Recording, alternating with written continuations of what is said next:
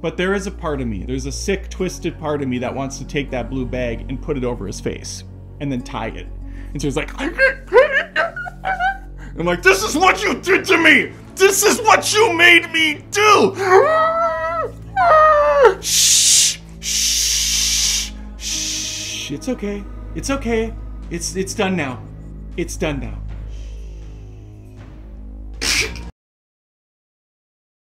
In my last video, I talked about how I recently sold a house and I'm now renting a new one. But this is going to be a part 2 of sorts to a different topic I brought up on the channel earlier on. And that's the neighbor I used to live by and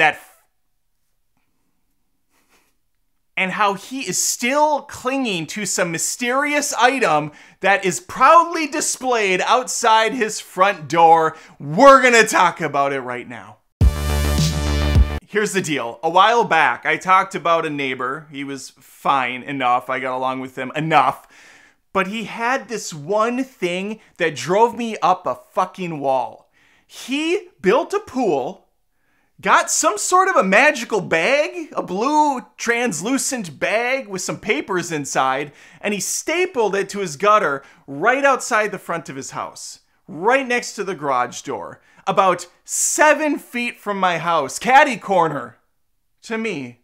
And at first I thought, okay, maybe it's code. He has to have this up. There's probably some information in there about how he put up a pool and he's got a fence, yada, yada, yada. Several months go by. The bag is still there. This is a bright blue bag. It sticks out like a blue bag in a neighborhood that's pretty well kept, okay? This is a first world problem video in case you didn't know. We're not doing anything too serious here, but yeah, I'm deadly serious here. Some people said the reason I moved was because I had to get away from the blue bag. It was my Edgar Allan Crow. And I guess now, in a sense, it's my reverse Rosebud. Because I can't get it out of my brain. It's still there, haunting me.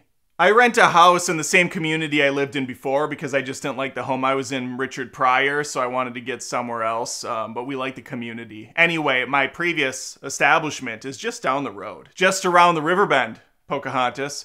So on occasion, short for occasion, I'll take a little detour. Sometimes with the kids, sometimes with the wife who rolls her eyes and yells at me for being an idiot, and we'll drive by the old stomping ground. Really just checking on that bag. I want to see if that bag's there. Because now it's been like half a year since the pool's been done. I know other people that have pools. There's no blue bags out front. I also know this guy's not that big of a stickler for the rules as he's broken several of the HOA guidelines. I don't care about that. I'm just saying, it's not an HOA thing. It's a piss me off thing. One fateful night, a storm ran through here. A storm unlike any other storm you've ever seen. A storm that would make even Auntie M shiver in her boots. Winds were ripping through the streets. Items of clothing, bicycles, rolling down the streets, cars flying by windows. That might be an exaggeration. But it was a loud, powerful storm. For a good 45 minutes to an hour. I mean, you walk outside and you're like... As the beast raged on, the first thing that came to my mind, looking out the window with my childers as lightning strikes, rain tattering on the window. What are you thinking about, Papa? For some reason, my children are much younger than they actually are now. This'll take care of the blue bag. Has to. As the storm subsided, birds start to chirp, a deer pokes its head out from the forest up yonder. The sun peeks out from the crest beyond. I hop in my car with my son, who's just as invested as I am in this story at this point, and we drive over to the old place. And we slow roll our ass past the house, hoping that what we don't find is a blue bag still intact. And much to my surprise, borderline glee, the bag is there, but she's in a bad state. That bag is clinging on for dear life. It is ripped down the middle. Half of the front of the translucent bag is flapping down below. The papers are all crumbled and soaked, half spilling out. My son turned to me and said, Papa, we could go finish the job ourselves. I said, no, son. No, son. Lady Luck is on our side. Mother Nature has handled this for us. And now we just wait for him to throw it away. And so we drive on. We're in like a old-timey spaceship for some reason. The next morning, I wake up to a sound of one of our local frogs. I got you. He woke me up. Like Charlie from Charlie and the Chocolate Factory winning the golden ticket, I rush down the stairs, get on my shoes, open the door. My wife, startled in the kitchen. Where are you going in such a hurry? Today's the big day, honey. I've got a golden ticket. Connor down the stairs. He's got a golden ticket. We Dukes of Hazzard into the car through the windows, bolt it down the road, around the corner, to the home where we see a fucking blue bag repaired. What? How? Why?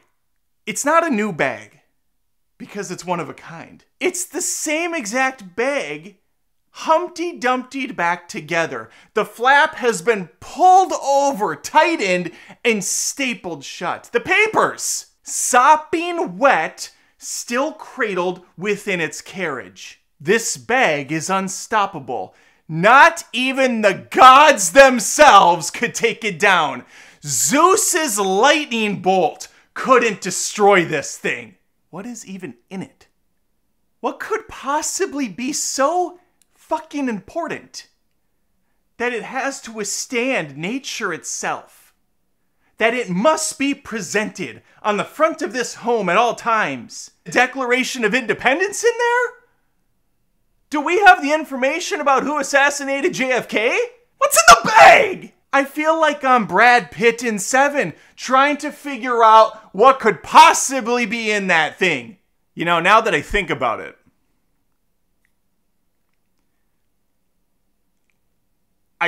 I probably could just ask him.